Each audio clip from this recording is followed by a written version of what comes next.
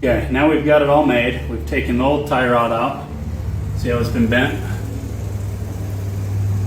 We're putting the new one in, but we need to make sure it's the same length. So we measured from the center of this joint to the center of the eye.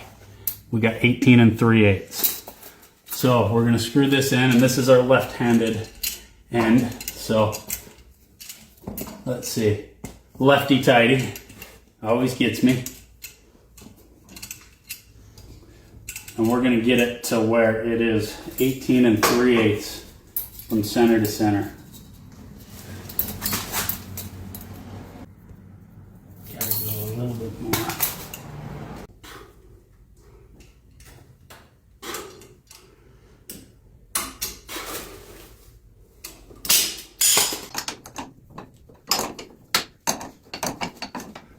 Nothing like somebody watching you work. So now we've got our length from center to center, 18 3/8. This bolt goes right here.